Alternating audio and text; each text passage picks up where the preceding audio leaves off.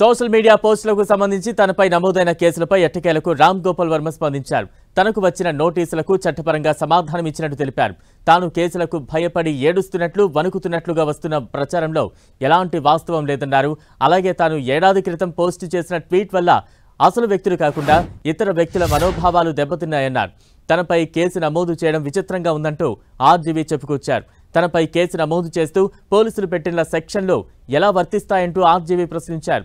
రాజకీయ నేతలు పోలీసులను ఆయుధాలుగా ఉపయోగిస్తున్నారనే అనుమానాలు తనకు ఉన్నాయన్నారు. అయితే తాను పోలీసులను అధికారులను నిందించడం లేదని స్పష్టం చేశారు.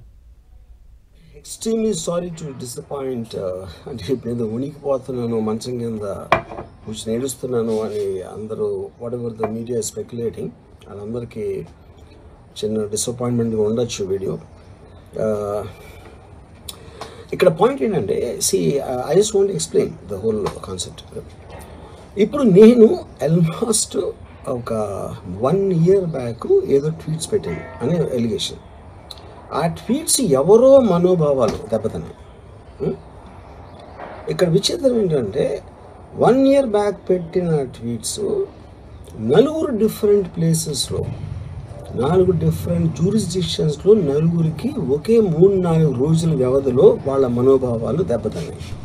వాళ్ళు ఆ పరంగా కంప్లైంట్ ఇవ్వడం, కేసులు పెట్టడం జరిగింది. ఇక్కడ పాయింట్ 1 ఎవరి మీద అయితే నేను పెట్టానని వాళ్ళు చెప్తున్నారో వాళ్ళకి లేదు, ఎవరో థర్డ్ పార్టీ అసలు సంబంధం లేనివాడు. సో ఆ కాంటెక్స్ట్లో అసలు ఈ కేసు ఎలాగా ఈ సెక్షన్స్ ఎలా వర్తిస్తాయి అనేది అప్పుడు ఆబ్వియస్గా నాకు వచ్చే అనుమానం కానీ నాకు కానీ నా మనుషులు కానీ ఇది ఒక పర్సిక్యూషన్ చేయటానికి ఒక పద్ధతి ప్రకారం ఉన్న అలౌబుల్ లాస్ని వాడుతున్నారా, లేకపోతే ఇప్పుడు వరల్డ్ ఓవర్ ఒక ఫినామినా ఏం జరుగుతుందంటే పొలిటికల్ పార్టీస్ వాళ్ళు they are weaponizing the systems of the police. అది అమెరికాలో జరుగుతుంది, యూరోప్లో జరుగుతుంది, ఎక్కడ కూడా జరుగుతుంది.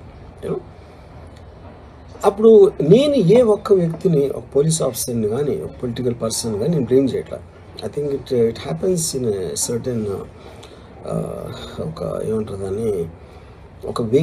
అది అందరూ కూడా ఎంతో కొంత అది చేయటానికి టెంప్టేషన్ ఉండొచ్చు.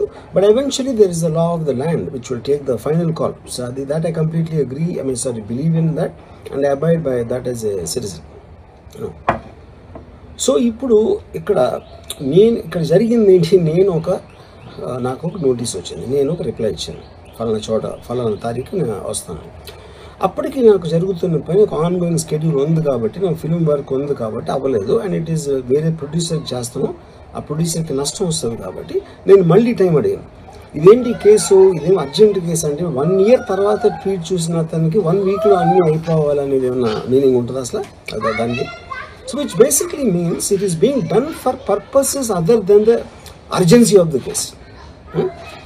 ఇప్పుడు అర్జెన్సీ ఆఫ్ ద కేస్ అంటే మీరు మర్డర్లు గేటర్లు ఇన్ని జరిగి సంవత్సరాలు తీసుకుని